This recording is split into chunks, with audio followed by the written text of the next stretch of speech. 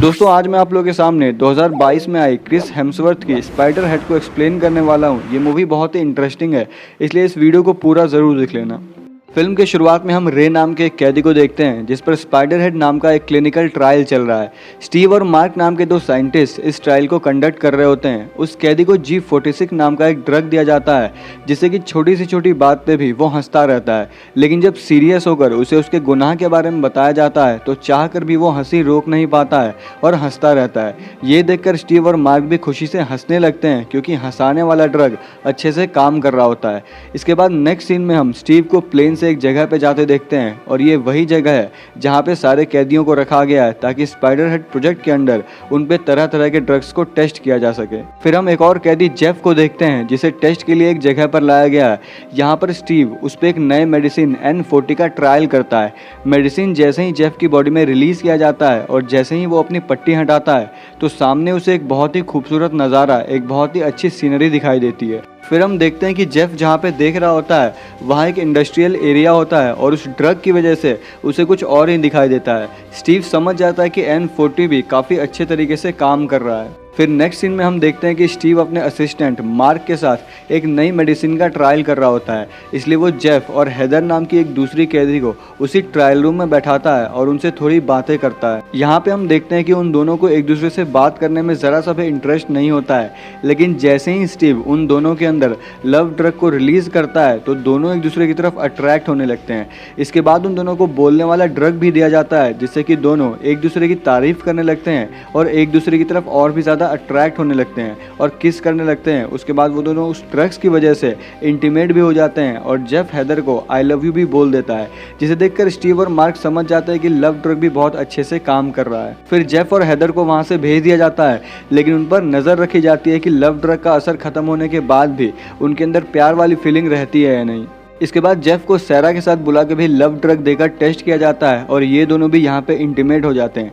फिर रात में हम देखते हैं कि मार्क जेफ की कमर पे लगे एक डिवाइस मोबी पैक को रिफिल करता है। यही वो डिवाइस है जिससे उनके अंदर ड्रग इंजेक्ट किया जाता है। मार्क रिफिल करते हुए जेफ से कहता है कि ट्रायल के समय ध्यान रखना कि कोई भी तुम्हारे डिवाइस को हाथ न लगाए वरना प्रॉब्लम हो सकती है। फिर नेक्स्ट डे हम देखते हैं कि अगले ट्रायल के लिए सैरा और हेदर को बुलाया जाता है और बाहर स्टीव के साथ जेफ भी होता है। दूसरे कमरे में एक और कैदी होता है जिस पे किसी दवाई को टेस्ट किया जा रहा होता है। वो खाना खा रहा है और साथ में उल्टी भी कर रहा है, लेकिन उसकी भूख खत्म नहीं हो रही है। फिर स्टीव जेफ से पूछता है कि तुम सैरा और हेदर के लिए क्या फील करते हो, तो जेफ कहता है कि मैं दोनों में से किसी के लिए भी कुछ भी फील नहीं करता हूँ और जो भी मैंने उनके साथ ट्रायल में किया था वो सब धीरे धीरे धुंधला हो रहा है। स्टीव यहाँ पे जेफ से पूछता है कि सैरा और हेदर में से तुम किसे डार्कन फ्लॉक्स देना चाहते हो। डार्कन फ्लॉक्स एक खतरनाक ड्रग है जिससे काफ़ी डर लगने लगता है और बहुत दर्द भी होता है। जेफ किसी को भी डार्कन फ्लॉक्स नहीं देना चाहता है और मना कर देता है क्योंकि वो पहले ही डार्कन फ्लॉक्स का दर्द को झेल चुका है। इसके बाद फ्री फ्राइडे के दिन जेफ को उसकी गर्लफ्रेंड से बात करने के लिए बाहर ले जाया जाता है और बाहर जाकर फ़ोन पे जेफ अपनी गर्लफ्रेंड को बताता है कि उसे तुम्हारी जैसी कोई मिल गई है जो कि उसे तुम्हारी याद दिलाती है और अब से वो कभी भी उसे फ़ोन करके परेशान नहीं करेगा। उसकी गर्लफ्रेंड फ़ोन नहीं उठाती है, इसलिए ये मैसेज उसके मेल बॉक्स में चला जाता है। इसके बाद नेक्स्ट सीन में हम देखते हैं कि जेफ जब वापस आता है तो उसे और एक और कैदी रोगन को ट्रायल रूम में बुलाया जाता है और काफ़ी देर तक उन्हें वहाँ बैठा के रखा जाता है। जेफ समझ जाता है कि कुछ तो गड़बड़ है, इसलिए वो स्टीव के पास जाता है और देखता है कि स्टीव ने हेदर को बुला के रखा है ये पूछने के लिए कि वो स्टीव और रोगन में से किसे डार्कन फ्लॉक्स देना चाहती है। यहाँ पर स्टीव और जेफ के बीच में थोड़ी बहस हो जाती है और स्टीव जेफ को बताता है कि वो ये सब डिसाइड नहीं करता है और उसके सीनियर ये सब डिसाइड करते हैं और अगर हमने ये प्रोटोकॉल फॉलो नहीं किया तो उन्हें ये अच्छा नहीं लगेगा और बहुत बुरा हो सकता है। जेफ स्टीव की बात समझ जाता है और उसे सॉरी कहता है। फिर रात होने पे हम देखते हैं कि स्टीव खुद पर भी उन ड्रग्स का इस्तेमाल करता है। फिर नेक्स्ट डे हम स्टीव और मार्क को देखते हैं जहां पर मार्क स्टीव से कहता है कि इन्फॉर्मेशन पता करने के लिए तुम्हें इन ड्रग्स का इस्तेमाल खुद पे नहीं करना चाहिए, लेकिन स्टीव कहता है कि वो इन ड्रग्स का इस्तेमाल इसलिए कर रहा है ताकि आगे बेचने से पहले वो लोगों को ये बता सके कि उसने खुद पर भी इन ड्रग्स का इस्तेमाल किया है। फिर नेक्स्ट सीन में हम देखते हैं कि स्टीव जेफ को दोबारा से बुलाता है और उससे कहता है कि प्रोटोकॉल कमेटी ये चाहती है कि वो हेदर को बिना तुमसे पूछे ही डार्कन फ्लॉक्स दे दे, लेकिन जेफ इस चीज़ के लिए भी नहीं मानता है और कहता है कि तुम वापस से एक बार अपने बॉस से बात करके देखो। फिर स्टीव बॉस से बात करने का बहाना करके बाहर जाता है और कॉफ़ी लेकर वापस आ जाता है और वापस आकर जेफ से कहता है कि बॉस नहीं मानना है और अगर तुम हाँ नहीं कहते हो तो तुम्हें वापस से जेल में डाल दिया जाएगा। इसलिए मजबूरन जेफ को हाँ कहना पड़ता है। फिर स्टीव हेदर से भी परमिशन लेता है और हेदर की बॉडी में डार्कन फ्लॉक्स रिलीज कर देता है। ये ड्रग देते ही हेदर को काफ़ी डर लगने लगता है और काफ़ी दर्द भी होता है और इतना दर्द होता है कि वो खुद को चोट पहुँचाने लगती है और इसी वजह से हेदर का मोबी पैक भी टूट जाता है और ओवरडोज की वजह से वो काबू से बाहर हो जाती है और खुद को ही मार डालती है। ये देखकर स्टीव और मार्क जल्दी से हेदर के पास जाते हैं, लेकिन भागते वक्त स्टीव की जेब से ड्रॉवर की चाबी गिर जाती है, जिसका फ़ायदा उठाकर जेफ वो डायरी निकाल लेता है जिसमें स्टीव सब कुछ नोट करता है और उसे पता चलता है कि वो फार्मा कंपनी किसी और की नहीं बल्कि स्टीव की ही है और उसका बॉस कोई नहीं, स्टीव ही बॉस भी है। स्टीव अभी तक बस सबसे झूठ बोलता आ रहा है। जेफ को ये भी पता चल जाता है कि स्टीव को बाकी किसी दवाई से मतलब नहीं है और सिर्फ डार्कन फ्लॉक्स से ही मतलब है। स्टीव और मार्क जब हेदर के पास होते हैं तो स्टीव को कुछ गड़बड़ लगती है और वो वापस अपने कैबिन में आने लगता है। सीसीटीवी में स्टीव को आता देख जेफ जल्दी जल्दी डायरी को वापस से ड्रॉअर में रख देता है और चाबी को वहीं पे गिरा देता है। इसके बाद रूम में वापस आने पे मार्क स्टीव से कहता है कि हमें इसकी रिपोर्ट करनी चाहिए, लेकिन स्टीव उसे समझाता है कि हमने अगर इसकी रिपोर्ट की तो जो कुछ भी हमने अभी तक पाया है वो सब कुछ खो देंगे और ये रिसर्च बंद कर दी जाएगी और अगर मैं डूबा तो मेरे साथ तुम भी डूबोगे, इसलिए जो भी हुआ बस उसे भूलने की कोशिश करो क्योंकि हम ये रिसर्च दुनिया को बदलने के लिए कर रहे हैं। फिर इसके बाद स्टीव जेफ को भी समझाने के लिए जाता है और उससे कहता है कि आज जो कुछ भी हुआ उसमें तुम्हारी कोई गलती नहीं है। उसके बाद फिर इस बात को भुलाने के लिए वो दोनों हंसने वाली ड्रग लेते हैं ताकि हेदर के साथ जो कुछ भी हुआ उसे भुला सकें। फिर स्टीव यहाँ पे जेफ को अपने पास्ट के बारे में बताता है कि एक बार बचपन में वो अपने पिता के साथ समर कैंप गया था और उसके पिता ने उसे वहीं पे छोड़ दिया और लौटकर कभी वापस नहीं आए और यही कारण है कि स्टीव दुनिया को बेहतर बनाना चाहता है जिससे कि किसी के साथ भी ऐसा ना हो। फिर इसके बाद अगले सीन में हम देखते हैं कि स्टीव ने लिजी को भी डार्कन फ्लॉक्स दिया है ये जानने के लिए कि इसको देने के बाद इंसान को कैसा महसूस होता है।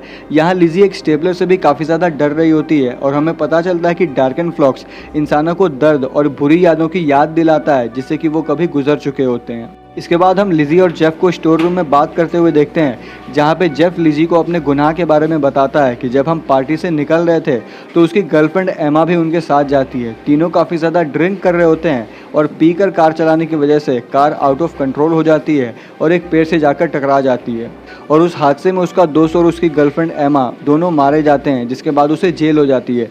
ये सुनकर लिजी जेफ को हक कर लेती है और वो दोनों किस करने लगते हैं। इसके बाद जब जेफ और लिजी देर रात तक बैठकर बात कर रहे होते हैं तभी वहाँ पर स्टीव आता है और उन दोनों को देखकर उसे ये पता चल जाता है कि वो दोनों अब एक दूसरे के काफ़ी क्लोज आ चुके हैं।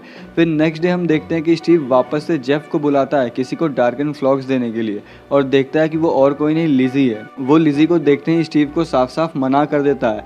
स्टीव जेफ को रात भर सोचने का टाइम देता है और रात में जब मार्क जेफ के रूम में जाता है उसका मोबी पैक चेक करने के लिए तब उसे जेफ बताता है कि तुम्हें पहले से ही ये सब पता था लेकिन उसके बाद भी तुम ऐसे इंसान के साथ काम क्यों कर रहे हो जबकि बाहर तुम्हें कहीं भी काम मिल जाएगा।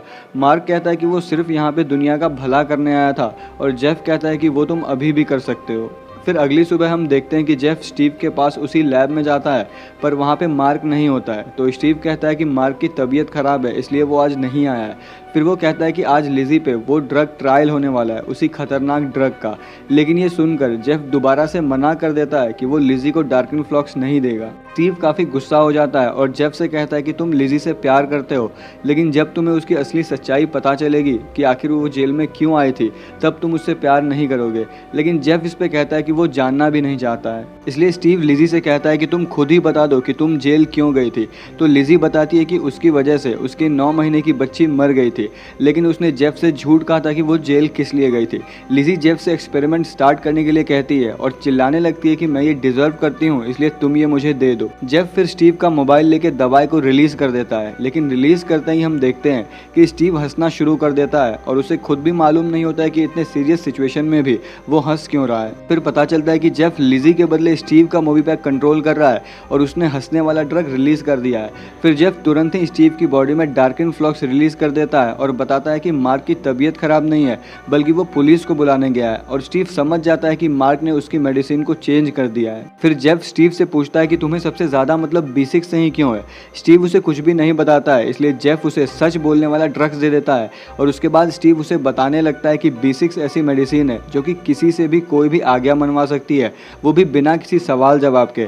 और सारे कैदियों को कोई भी मेडिसिन देने से पहले B6 दिया जाता था, जिससे कि वो मना नहीं कर पाते थे। लेकिन स्टीव कहता है कि मैं तो बस दुनिया को बेहतर बनाना चाहता था, जिससे कि इस दुनिया में कोई भी क्राइम कभी भी होता ही नहीं। फिर स्टीव जेफ को बताता है कि तुम तो 7 महीने पहले ही यहाँ से रिहा हो गए थे।